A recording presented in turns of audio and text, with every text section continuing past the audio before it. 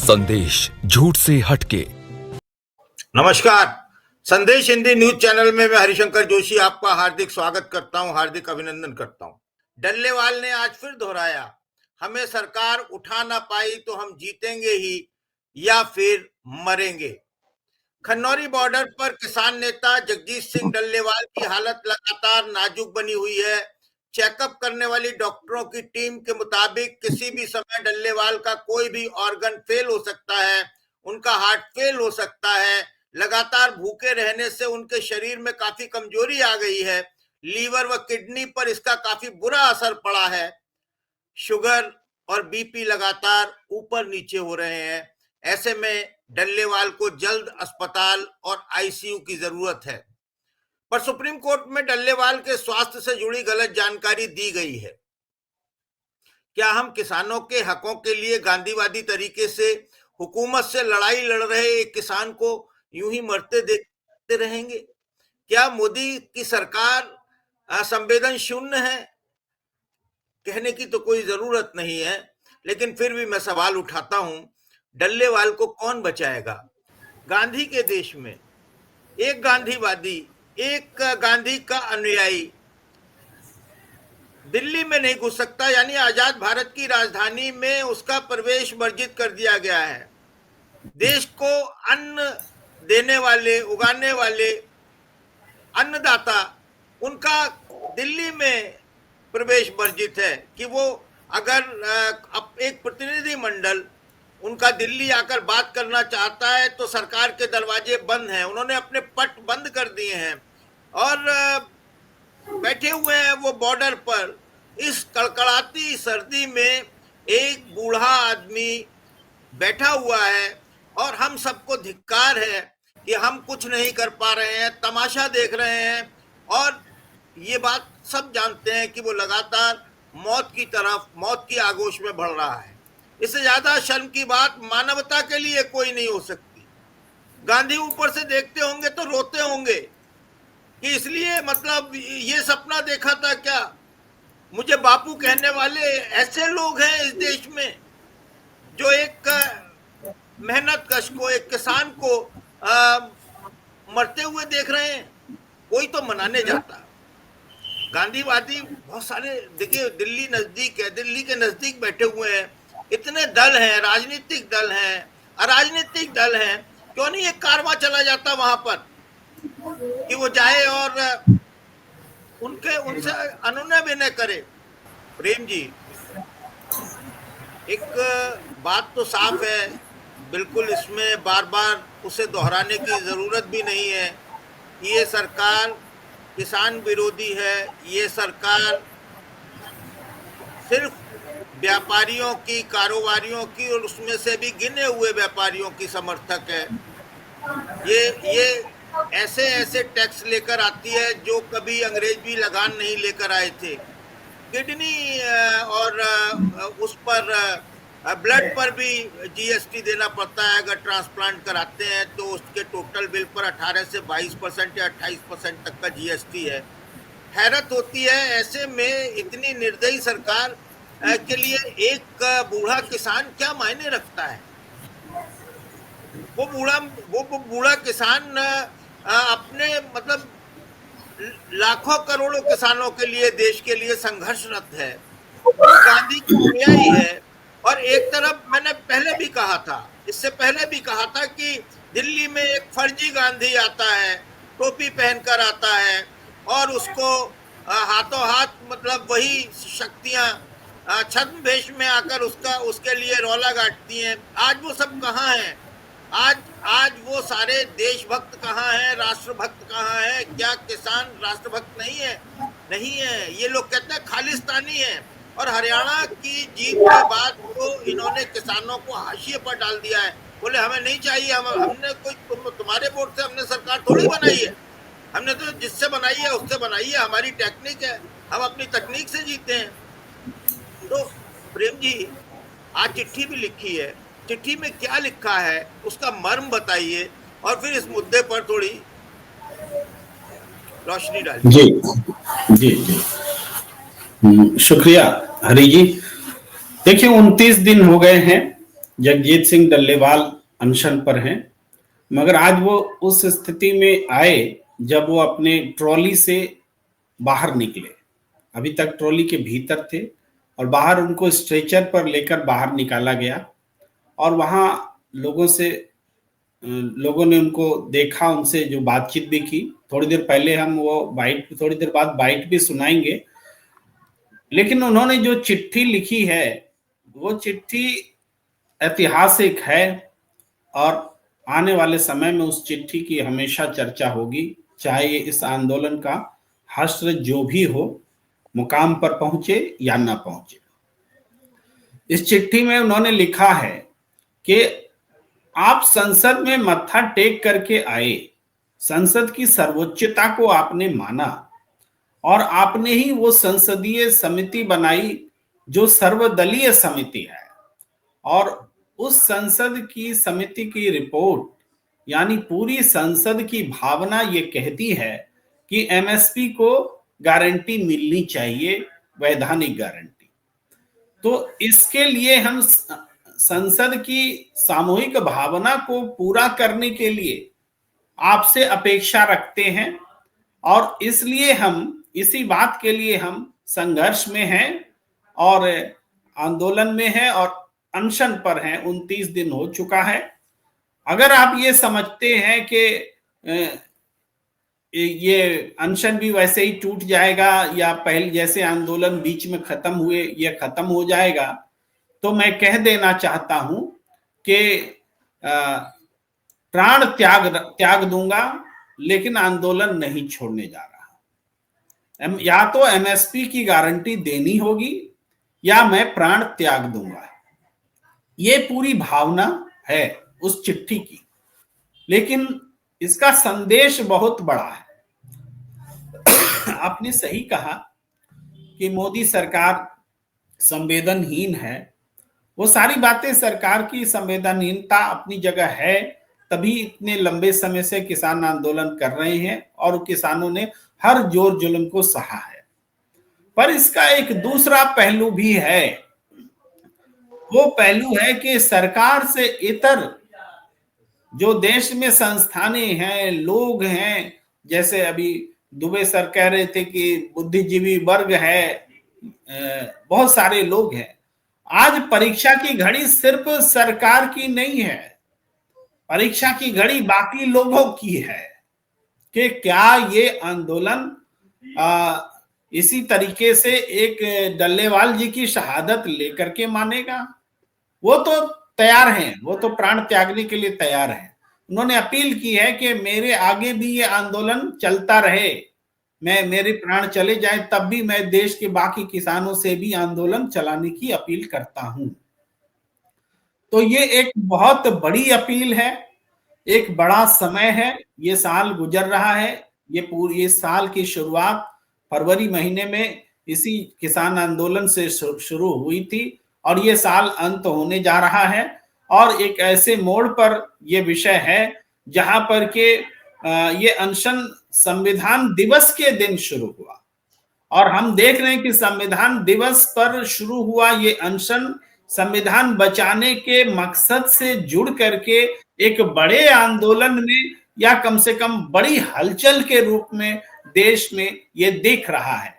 इसमें सत्ता पक्ष भी इन्वॉल्व है, अपोजिशन भी इन्वॉल्व है। सत्ता पक्ष अपने स्वभाव के अनुसार इस विरोध की भावना को दबा करके एक राजनीतिक विमर्श खड़ा करना चाह रहा है और अपोजिशन संविधान बचाने के मुद्दे पर है। लेकिन संविधान बचाने का मुद्दा किसानों के आंदोलन और उनके संघर्ष में जान देते जगजीत सिंह डल्लेवाल का जो संघर्ष है, जो प्राण निछावर करने का जो प्रण है, वो प्रण और दूसरी तरफ संविधान बचाने का संघर्ष कौन बड़ा है मैं तय नहीं कर पा रहा हूं, लेकिन दोनों एक दूसरे से जुड़ा है, ये निश्चित है। जी जी निश्चित तौर पर, और हम भी इसके लिए दोषी हैं। हम यहाँ बैठकर बात तो कर रहे हैं, लेकिन कोई ऐसा काम ठोस नहीं हो पा रहा कि जाएं और डल्लेवाल जी को कहें कि डल्लेवाल जी आपके प्राण ज्यादा जरूरी हैं, बाकी सब ठीक है, हम लड़ेंगे, लड़ते रहेंगे, और लड़ेंगे तो हम जीतेंगे भी एक ना एक दिन, क्योंकि हमारा कॉज अच्छा है। लेकिन गांधी के देश में एक गांधीवादी यूं ही मरते रहने के लिए छोड़ दिया गया। आखिर क्यों? मांग क्या रहा है?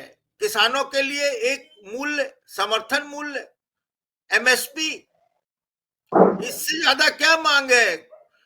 आप इतने सारे टैक्सेस माफ कर देते हैं, लाखों करोड़ों अरबों रुपया आप बैंक का डूब जाता है, आप चुप हो जाते हैं, आप छोड़ देते हैं उसे।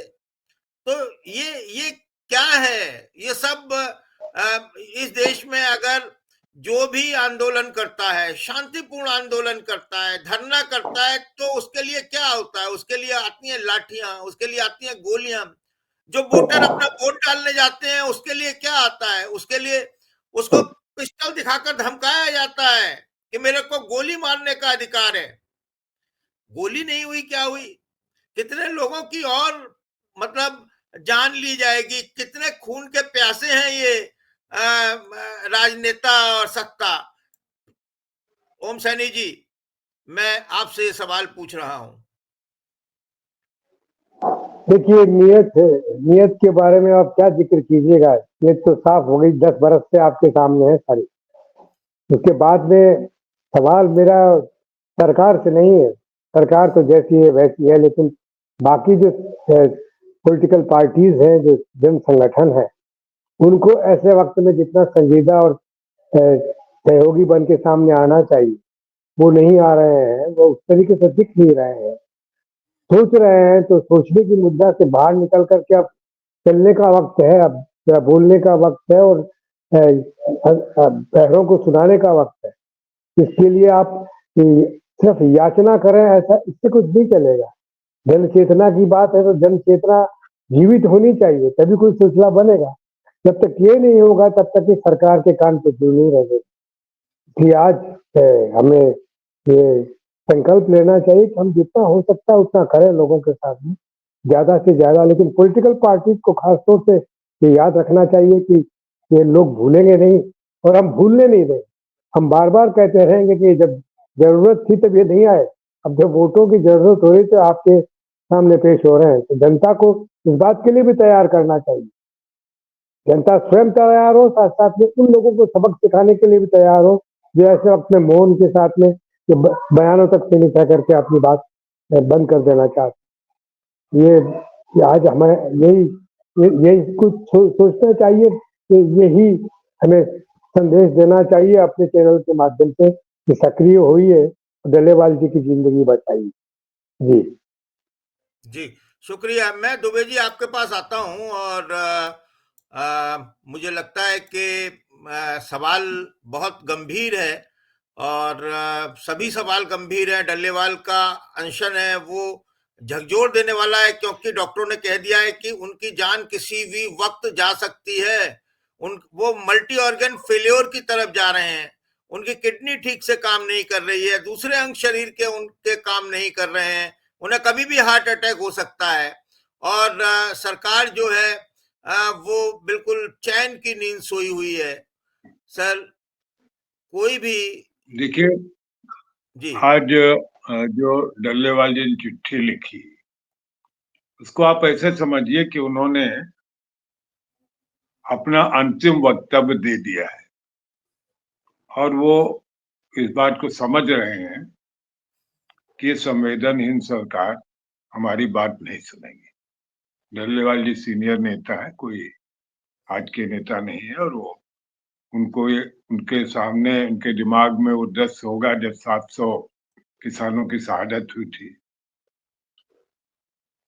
और इसी ठंडक में उसमें कुछ लोग ठंड से मर गए, कुछ एक्सीडेंट में मर गए। एक इनके कोई महात्मा जी थे, उन्होंने गोली मार ली थी, वो भी इनके आंदोलन में शामिल थे। तो वो एक पूरा चक्र चला है। तो जाहिर ये सारी बातें उनके जहन में होंगी, लेकिन इसके बावजूद अगर वो अनशन पर आमादा है कि आप मांग नहीं मानेंगे तो हम अनशन नहीं कर समाप्त करेंगे, तो मुझे लगता है कि शायद इस देश की आत्मा को झकझोरना चाहते हैं, इस देश के लोगों को बताना चाहते हैं कि भाई जितने संवेदनहीन आप हैं किसानों के प्रति, ये ठीक नहीं है। वो जिसको कहते हैं ना, सरफरोशी की तमन्ना अब हमारे दिल में है, देखना है जोर कितना बाजुए कातिल में है। तो वो अनशन के जरिए कह रहे हैं, हालांकि वो क्रांतिकारियों का वो स्लोगन था। तो वो उन्होंने, आप ये मान लीजिए, और हम भी समझ रहे हैं, आप भी समझ रहे हैं, भाई जो 29 दिन हो गए हैं तो जाहिर आप खाना नहीं खाएंगे तो शरीर को तो चाहिए ना भोजन। तो वो धीरे धीरे अंग खराब होते जाते हैं और आप मृत्यु की ओर बढ़ते जाते हैं। इसके बाद भी आज जब उनको होश आया, उन्होंने चिट्ठी लिखी और कहा कि भाई हम नहीं रहेंगे तो भी कोई बात नहीं, लेकिन हमारा आंदोलन जारी रहेगा। वो एक सीधे सीधे देश की जनता को संदेश है, और वो ये बता रहे हैं कि ठीक है, हम कुर्बानी दे रहे हैं, इसलिए देना चाहते हैं कि ताकि किसानों को एमएसपी की कानूनी गारंटी मिले। मेन वही बात है, बाकी तो और बातें हो सकती हैं। और वो बात जो प्रधानमंत्री ने सब मानी थी, जब इनका आंदोलन पिछली बार समाप्त किया गया था तो ये कहा गया था कि भाई हमारी तपस्या में कोई कमी रह गई होगी, इसलिए तो वो उन्होंने तीनों कानून वापस लिए और एमएसपी को कानूनी स्तर देने की बात तय थी। और पूरा एक समय हो गया, वर्ष बीतते जा रहे हैं, लेकिन वो उन्होंने एमएसपी को कानूनी स्तर नहीं देना चाहते हैं। आप जानते हैं कारण ठीक सीधे, कि वो सारी खेती अडानी के हवाले कर देना चाहते हैं। और अब हम भी जानते हैं, आप भी जानते हैं, तमाम साइलो पहले ही बन गए थे कि कैसे अनाज आएगा और कहाँ रखा जाएगा। इसीलिए एफसीआई के और आरएफसी के गोदाम सब एक तरह से समाप्त किए गए कि सारा कामकाज अडानी जी को दे दिया जाए। तो ये हमारी सरकार के शुरू से है कि अनाज भी दे दो। देखिए इस देश में जैसे एयरपोर्ट्स हैं, पोर्ट्स हैं, रेलवे है, बिजली है, सोलर बिजली है, अब तो सीमेंट पर भी उनका एकाधिकार हो गया है। सब दे रहे, लेकिन उसके सबसे पहले खेती उनके अंडर में हो जाए, किसान का अनाज उनके कब्जे में चला, ये तो बहुत पहले उन्होंने कोशिश, वही एक काम रह गया सरकार के पास करने को। और जब सरकार ने एक मन बना लिया है कि India is Adani and Adani is India, तो ठीक है। वो कहते हैं किसी की भी शहादत हो जाए और कुछ भी हो जाए, इसीलिए आप दुनिया में कोई ऐसा देश नहीं होगा जहां किसी एक उद्योगपति के लिए इस तरह बेशर्मी से सरकार सब करती हो। तो फिर उसमें कोई किसान नेता अनशन करते हुए शहीद हो जाएगी, सब बातों का सरकार से कोई लेना देना नहीं। मुझे लगता है कि we are heading towards unpleasant event, और उसको आप रोक नहीं पाए, क्योंकि डल्लेवाल ने कह दिया कि हम हटेंगे नहीं, और सरकार का तो मतलब कोई मतलब ही नहीं। और पॉलिटिकल पार्टीज भी इस समय ज्यादा वो अम्बेडकर के आंदोलन में जुटी है, लेकिन कम से कम जाकर के उनको पहुंच के उस ढंग से समर्थन देना चाहिए जैसा पहले दिया है उन्होंने किसान आंदोलन को। जी।